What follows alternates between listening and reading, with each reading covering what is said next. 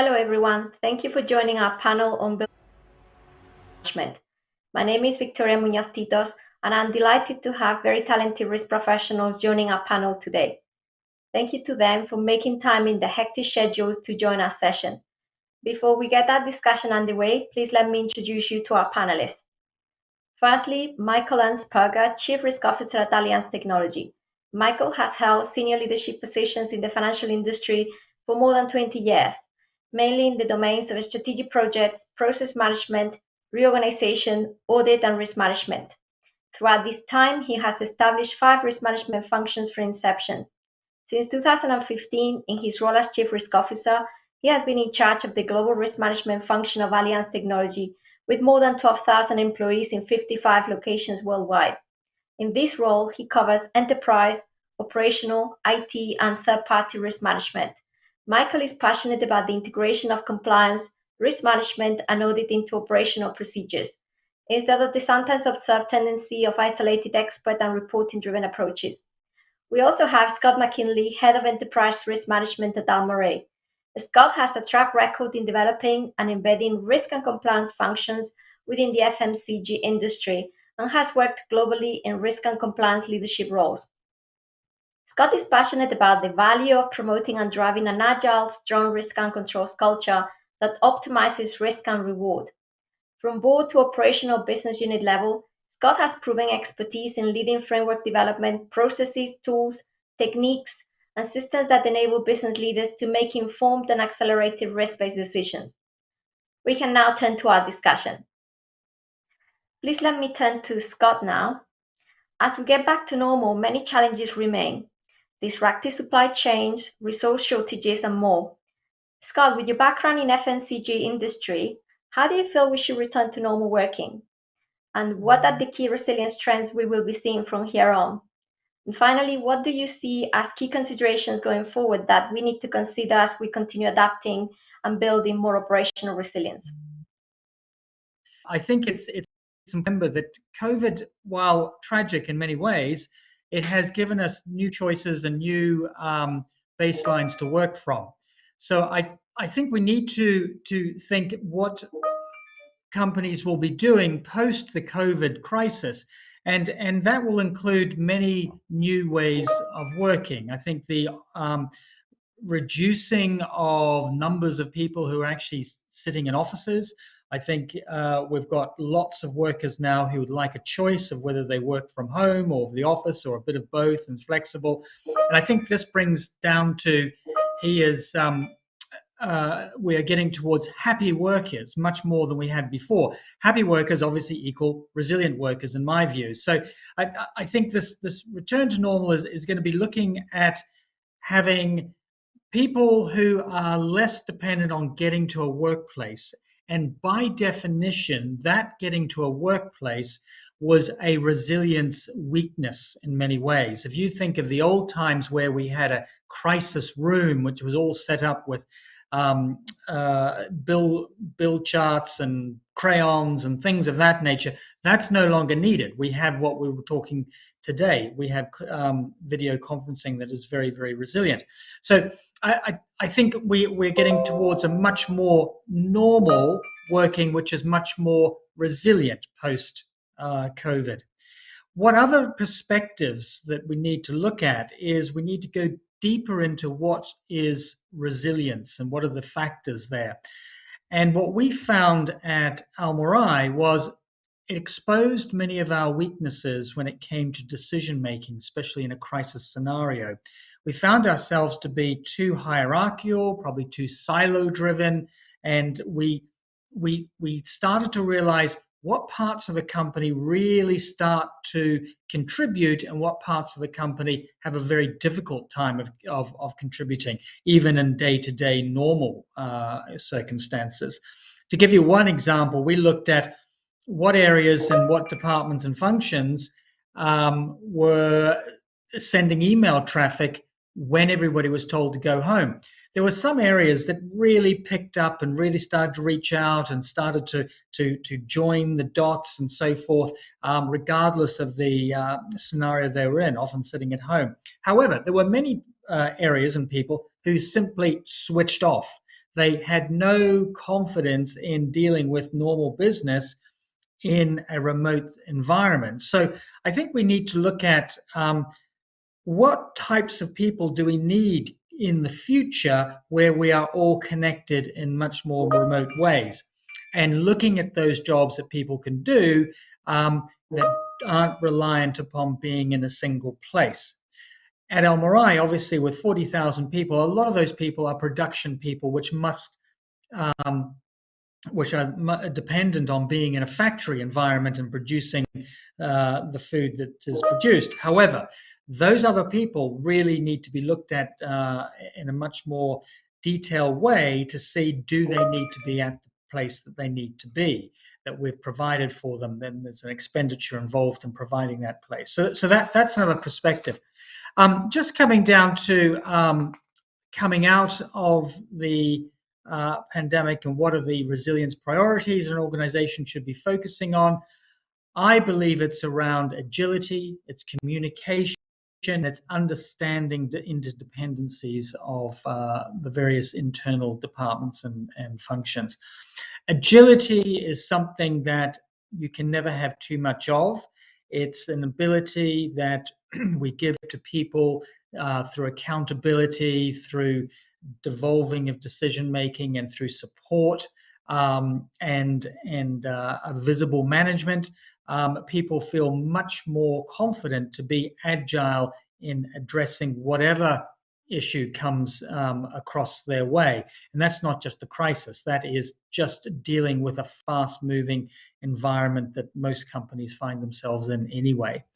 Communication was a real big one for us. We had some communication channels, but we quickly found out that those communication channels weren't reaching all areas of the business effectively.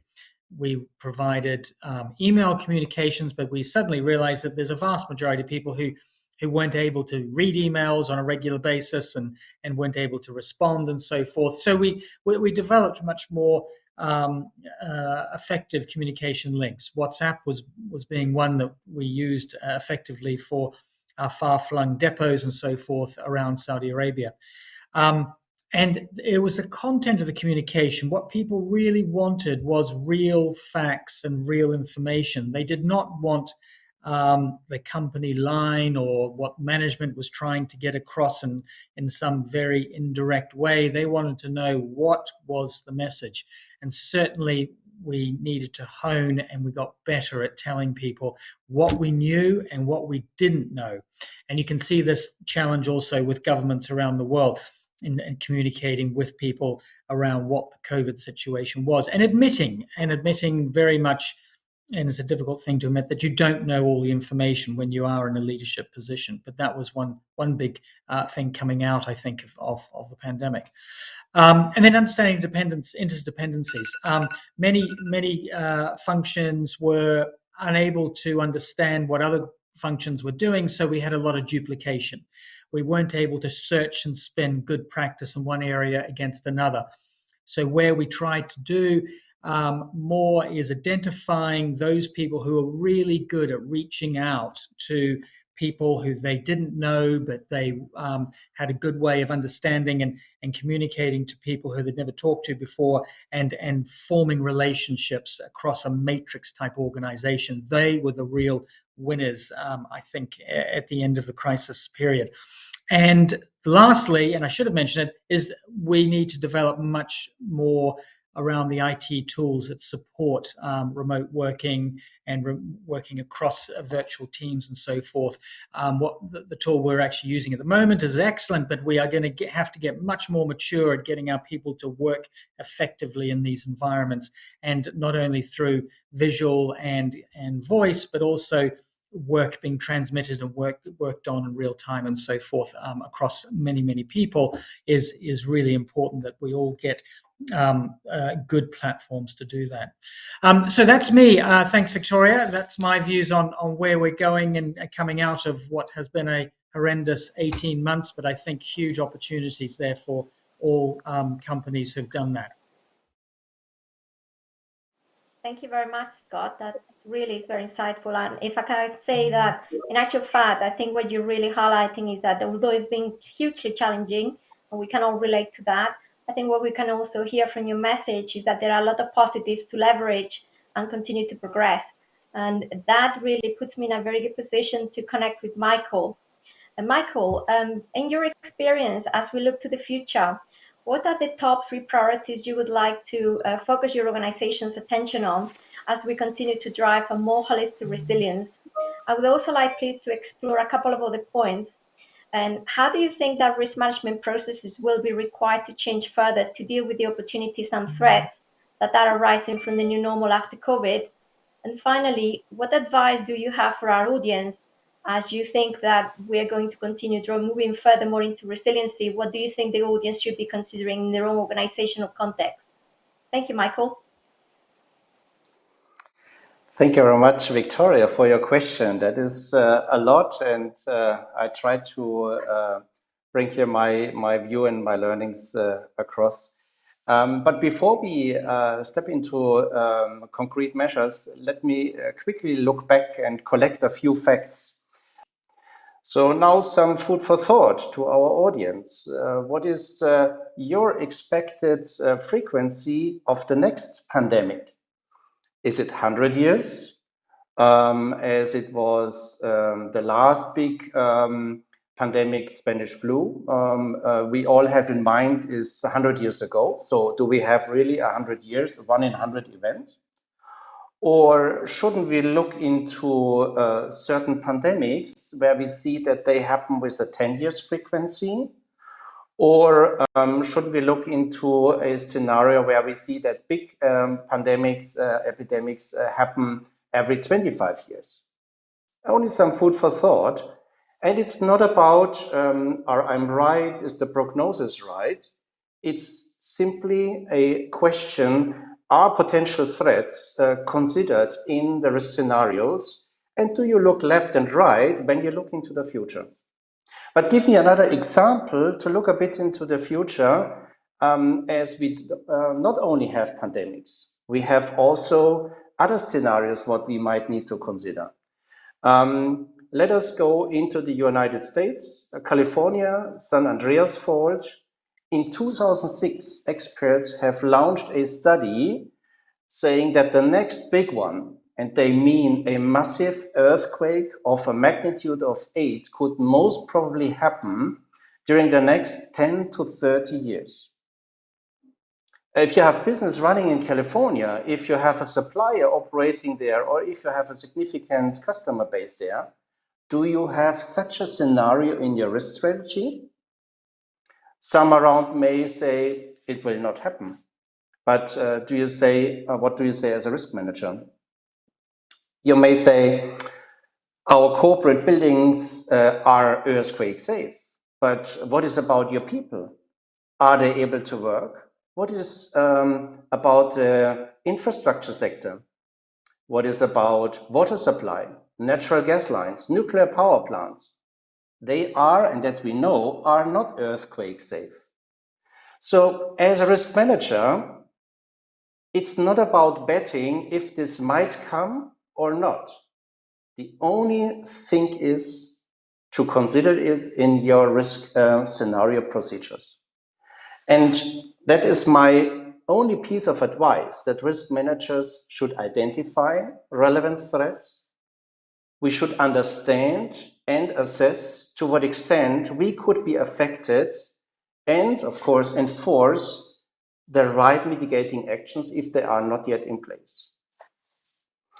So you asked me about a holistic resilience. And although I like your question about the specific holistic resilience, but we should accept as a matter of truth that we will never have a complete protection of our corporate environment. And we know that several events are not foreseeable. But I think we should establish adequate risk management procedures, what will help to prioritize. And what we established in our company are, I would say, three main elements which I can share with you.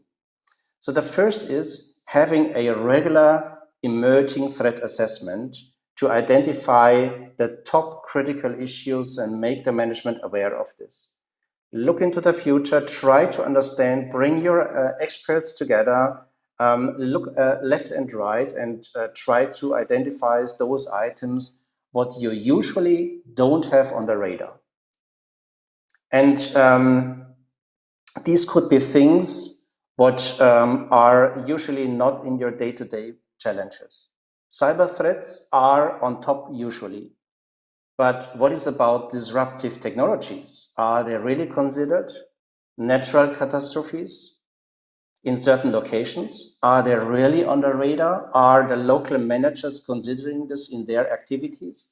So really distribute the emerging threat approach to all people in the organization. Second is for me important to define a resiliency strategy. And that means the board, the executive management is deciding about the strategy to respond to potential threats, to consider the necessary actions and really take the right decisions. Let us think about what happened during the COVID crisis. All were focusing the business continuity activities on managing the COVID crisis. Fine, that is a simple matter of prioritization of tight company resources. But we need to look left and right and need to consider also other threats. And I give you one concrete example. During the COVID crisis last year, the cyber attacks increased, the email attacks increased by 60%. While at the same time, companies said, 80% of the companies said, we don't feel sufficiently prepared against cybercrime. So really think about also threats in the comprehensive resiliency strategies and not only on managing the one challenge what you have at the moment on the radar. And the third element is for me also important, and that is to practice what you want to prepare for, be it a reactive or be it a protective activity to respond against any threat, that you execute a strategy, that you implement the mitigating actions, and that you also make the organization used to this. You need to exercise, you need to train the people to do it.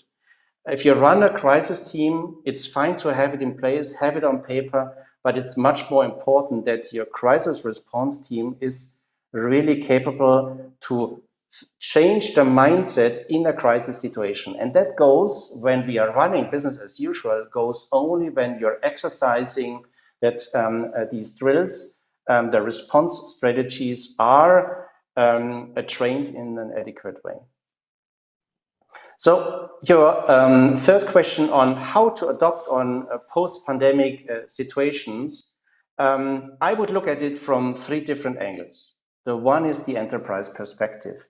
And here I can only say, when I look holistically at a company, the great advantage of this crisis situation for us as risk managers is use the momentum. What does this mean? We have seen in the past that the executive management had one mindset, and that is, I have in a certain place driven by local crisis situations, I have maybe one business what is going down, and I have in a different region, different location, different business activity, I can compensate. So overall, I can manage somehow. But what happened in the COVID crisis, in this global crisis, that all business activities were affected at the same time. So when you're a global carrier, then you have to manage this. And that learning is a big advantage for risk managers, for resilience managers to address that you bring the threat scenarios across to the management and drive for the right mitigating actions. The thought process is at the moment totally different because now your CEO, now your executive management has learned that the threats are not only on paper of some risk managers, they can become reality and they can become reality on a global scale. So The third is, the second advice I have is from a more process view, and that is we need to be much more agile. I think Scott mentioned it already. We need to be much more agile in the way to react on threat scenarios, on threat situations. And my question to the audience is, how often are you looking into the future and saying, when do we exercise our emerging threat assessment? Are we doing this occasionally? Are we doing this when a new CEO comes every 5 years? Or are we doing this with a regular process once a year? So really assess the risk profile for your company as a whole and in certain locations, in certain business activities, in certain projects. And last but not least, the people view. I think it's now a matter of reality, and also Scott mentioned this, I can only align on this. We need to learn to work more in a hybrid environment. People are used to this, they have learned to work in this way, managers have learned to work in this way, and that goes hand in hand with the agile risk management process. Don't wait for the next risk committee when all people are on site and can look into each other's eyes. We can work with video, we can have people joining and have a much more fast reaction on the need to respond to certain events or to have advanced preparation to certain threats. It's clearly important to continue taking advantage of the challenges we face, trying to change or turn challenges into opportunities, make sure that we use agile adaptation to keep going, ensuring as well that we use the risks and connect them to the strategy for sure. Take the opportunity as well to look at the business and identify how to drive greater interconnectivity, both from a business and risk perspective. Of course, as well, ensuring that we take advantage of the IT tools that we have at our disposal.